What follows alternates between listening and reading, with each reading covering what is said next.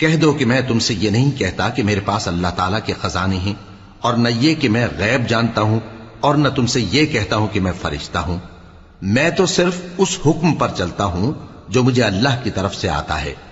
کہہ دو کہ بھلا اندھا اور آنکھ والا برابر ہوتے ہیں؟ تو پھر تم غور کیوں نہیں کرتے؟ اور جو لوگ خوف رکھتے ہیں کہ اپنے پروردگار کے روبرو حاضر کیے جائیں گے، اور جانتے ہیں کہ اس کے سوا نہ تو ان کا کوئی دوست ہوگا اور نہ سفارش کرنے والا، ان کو اس قرآن کے ذریعے سے نصیحت کرو تاکہ پرہیزگار بنے۔ اور جو لوگ صبح و شام اپنے پروردگار سے دعا کرتے ہیں اور اس کی توجہ کے طالب ہیں، ان کو اپنے پاس سے مت نکالو۔ ان کے حساب اعمال کی جواب دہی تم پر کچھ نہیں، اور تمہارے حساب کی جواب دہی ان پر کچھ نہیں۔ بس ایسا نہ کرنا، اگر ان کو نکالو گے تو ظالموں میں ہو جاؤ گے۔ اور اسی طرح ہم نے بعض لوگوں کی بعض سے آزمائش